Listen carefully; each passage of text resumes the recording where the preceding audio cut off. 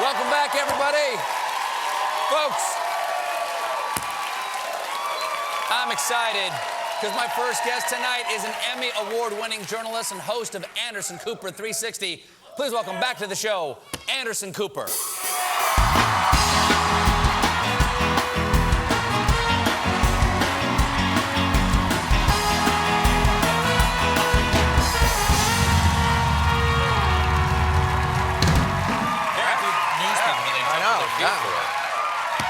All right.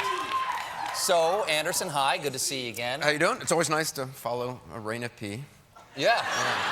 Well, we have to explain the stories to the people. I know. Someone is. In any way we can, Anderson. I know. You guys are doing real news. Thank you very much. Thank you very much. Do you see that our friends did real news tonight? Yes, I did. Don't try to steal them for CNN. Because you guys are the fake news, right? There's a lot of fake news out there. I believe we are the original fake news. You are the original fake news. According to the president, yeah. We'll get to that in just a moment, and your fakeness. But how was your weekend? My weekend, it was fine. It was weird, though, because, the president started tweeting at like 6:50-something a.m. 6:35. Right. I'd flown to Phoenix I was doing an investigation for 60 Minutes all weekend. So I've actually muted the president on Twitter. Don't tell him. What? I've muted him. You can do that? Yeah, when you get annoying people tweeting you don't want to delete because then that tells them you've deleted them. Oh. So if you just mute them, they think you're still following them. And you don't actually see their tweets. And then Anderson, then the tweets can get backed up and you get an infection. Okay, so I muted him. I muted him. So I go to Phoenix, and I was spending all weekend working, on this story. So I wasn't aware of all the, this agita that's going on. And I get back on Sunday, and I finally turn on my phone again. I'm like, what? And then I was like, and Arnold Schwarzenegger too? I mean, I just want to point out that you are a real newsman. I watch you every night. I enjoy your work. I believe you report the news in a very fair way and accurately. And you just said that you mute the President of the United States. That what he says, which leads to my next question. I mean, look, I have people following him, so they tell me I just don't want to have that drama in my life. It's like, again, it's like having president of that drama. It's like having you have to accept that he's president. It's Stop. like having you have to accept that he's president. No, of course I do. I have great Doesn't respect for the it. president. Doesn't seem like it. I just don't need to follow him on Twitter. You wouldn't have muted Ike. Listen, I have friends who have mania. I don't want to be around them all the time. I don't want them to have my private line and be able to call me. You know what I mean? Like, I don't want the ups and the downs in my life. I just want to be calm. You have a private line no one can call. Yeah, that's true. No one actually does have it. I don't really want to talk to people. Well, okay, so how do you decide, how do you, as newsman, a correspondent for 60 Minutes, as it were. As it were. Had to throw the 60 Minutes in there. You can't just say I was in Phoenix. I was in Phoenix for third 60 Minutes. Yeah, exactly. How do you judge what tweet to report on or not? Because there's so many. Like, do you repeat on, there is more basis to the Schwarzenegger tweet than there is basis to the Obama tweet. That's true. Why isn't the Schwarzenegger bigger news? Technically, his ratings have not, I guess, been as big as Donald Trump's were. So I guess sad end to a great show. Yeah, I know. Sad. Yeah, sad.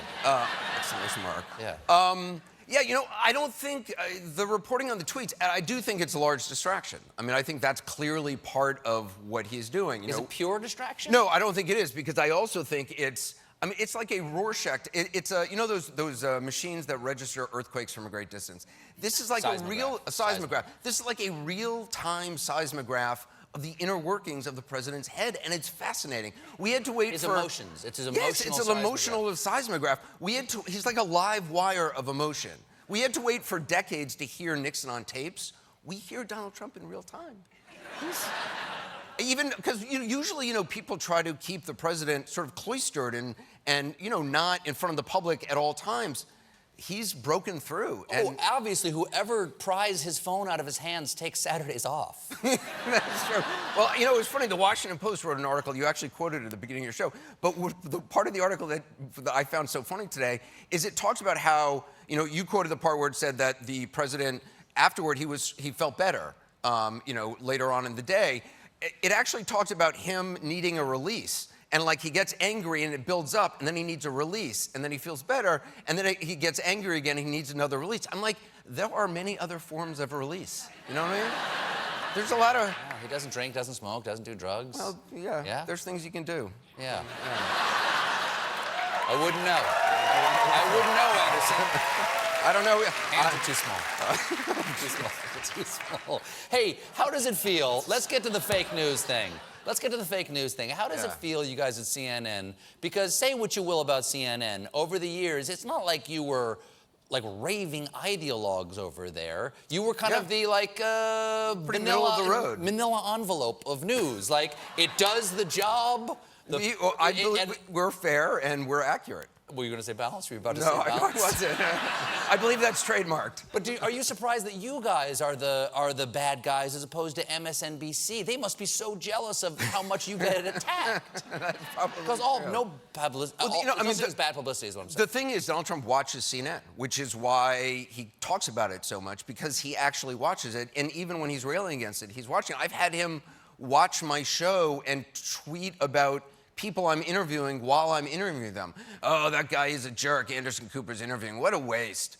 Things like that while you're interviewing him. It's very strange. Wow. Yeah. I'm surprised he said that. I've never been on your show. No, what about,